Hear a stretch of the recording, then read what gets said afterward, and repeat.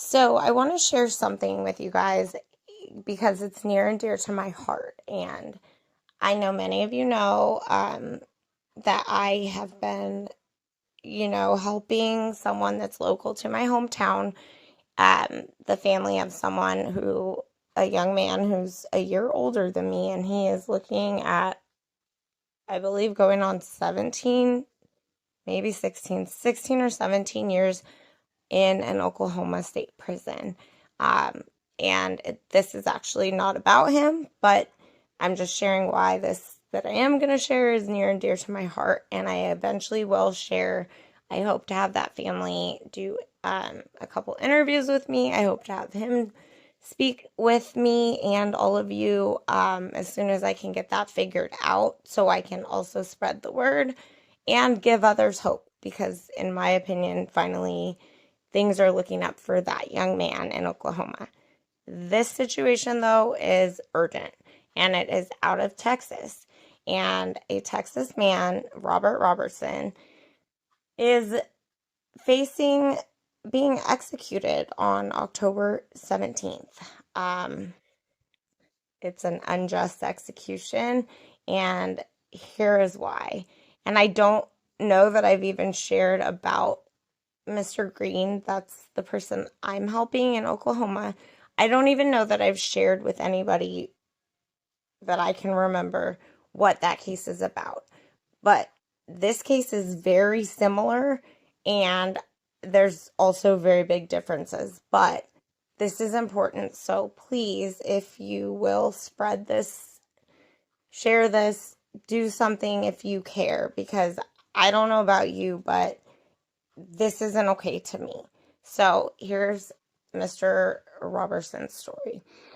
And I really would appreciate anyone who is really hearing about true crime. I would appreciate your help.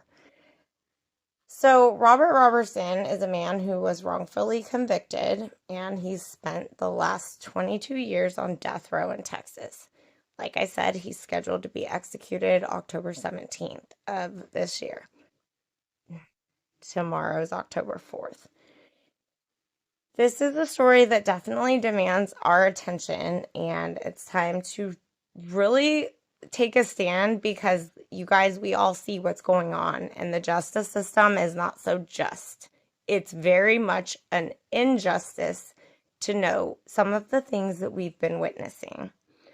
So, Mr. Roberson was convicted in 2000 for the tragic death of his girlfriend's 2-year-old daughter, who passed away in an accidental fall.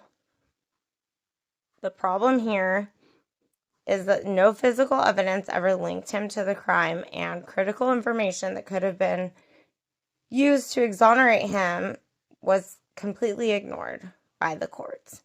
Over the years, key facts have come to light, and I will say not just in this case, but in many, including Mr. Green in Oklahoma. Science has changed things just like DNA has changed things. So what's come to light is proof that Robert Roberson was wrongfully accused, and his trial was riddled with flawed science, like many, biased testimony, and very serious errors. So here's a few of the details. There was no DNA or forensic evidence linking him to this child's death. His defense at trial was very inadequate, so he barely stood a chance, right? And medical experts have since disputed the original cause of death, revealing multiple factors that could have led to this child's passing, none of which involved this man. And this is almost very emotional. I didn't think I'd get emotional, but this is very similar to Mr. Green's case. And he is an innocent black man in Oklahoma. This man, Mr. Roberson, well, he's an innocent man with autism. That 20 years ago, did we really know much about autism? No. I worked in a special ed program. it's devastating. And Mr. Green in Oklahoma, well, he's a black man in Oklahoma, and he sat for 14 hours, with the good guy, good cop, bad cop interrogation, and he ended up falsely confessing. So, very similar though with the medical expert situations, and Mr. Roberson is diagnosed with autism. So, when the police assumed he was emotionless, unemotional about this child's passing, he wasn't. He's autistic. And you guys, I decided to share this. I may still be going live tonight, but I can't sit back and just not speak on something that I've spent the last few years of my life in depth, just like with Idaho, going over this type of information. So I'm going to include a couple links. I do believe there's a petition that can be signed. I'm hoping Governor Abbott will do the right thing, but I mean, I don't think it's cool either to wait until, the last hour to pardon or whatever this man. Um, I personally believe every shaken baby case in America should be retried because many people have already gotten out of prison based on the new science. And this man is going to be executed. And there are experts stating the obvious, along with not only experts, officers. It's insane, you guys. And so I'll put links on how to help in the description. And this is really a big deal. It will be the first ever shaken case that is calling for an execution. This isn't okay, you guys, at all. So I'm going to make it known I stand with Robert Roberson, and I demand clemency for this man. And his innocence has been clearly demonstrated. So what is the deal? I mean, you guys, honestly, I can't deal with these people in America anymore who are playing games with innocent people.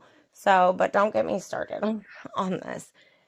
So please amplify his story, share this video, post about him on your social media sites. Lastly, I appreciate you guys for listening, and I just want you to know that this is so important because his execution is not just about one man's life. It's about standing up to this so-called system that gets it all too wrong very often. And we need to demand fair trials, fair representation, and we need a justice system that values truth over what's convenient. And if we don't act, Mr. Roberson could become another name on the list of people who have been executed despite the overwhelming evidence of their innocence. So let's not let this happen, just like I hope we won't let that happen to Brian Koberger. And I think it's time that we all, if we can stand for anything and stand together, especially with elections and stuff like that coming up, in my personal opinion, people over politics and politicians, I don't care, red, white, yellow, freaking brown, whatever, right, left, middle, sideways. It's stupid because these people don't care. So if you care, make a difference in your community, in whatever community you can make a difference in. That's how we will change things, because we the people will always be we the people. We are not on the level as, I'm not going to go there. We're the people, and if we want change, we have to make the change ourselves. So please take a moment, make some noise for Robert Roberson, and I do believe that together we can stop this execution. And this is just the beginning of some of us, I hope, demanding justice and ensuring every story that needs attention gets the attention it deserves. So thanks, guys, for listening. If I can find a video, I'm going to share it, so that'd be easier. But please look in the description box. I appreciate your time, your attention, and if you would share, I really very much appreciate it. I may or may not be going live here in a little bit, and if not, I will be live this weekend. I am working hard to share some of the things I've been saying I would share, so I have not forgotten. I've just needed to take a much little needed kind of a break. This is all very heavy, guys, so it is what it is. For those of you who support me, I appreciate you very, very much. And just know that at least I know the reason I'm here is because some of this could be you, it could be me, it could be a loved one. And we all know that once you're stuck in a situation when it comes to the justice system, there's no quickly getting out of that situation. So please share. I appreciate you guys.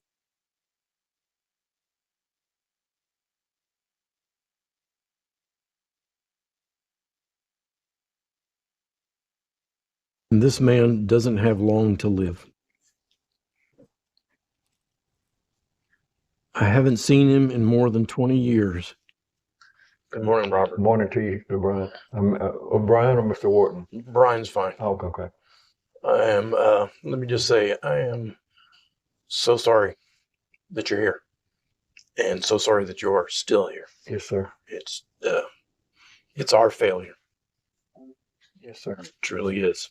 But he's never been far from my mind. Why? Because I helped put him here, and he didn't deserve it. In 2002, I was the chief detective in the police department in Palestine, Texas. A 2-year-old girl was fighting for her life. Her name was Nikki. She had been brought to the hospital by her father, Robert Roberson. Roberson told staff they were sleeping in their Palestine home when he woke up and saw Nikki unresponsive, having fallen off the bed. When I got to the hospital, Robert wasn't showing any emotion.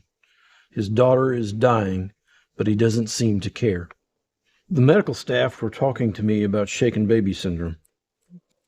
That's when an infant is killed or injured after being violently shaken.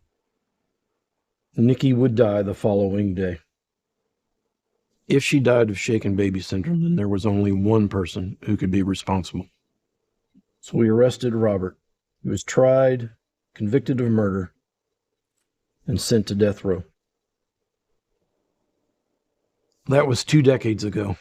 Since then, I have left police work and entered the ministry, but I've never been able to forget Robert Roberson. This case has been a burden on my heart and my spirit. Let me just say that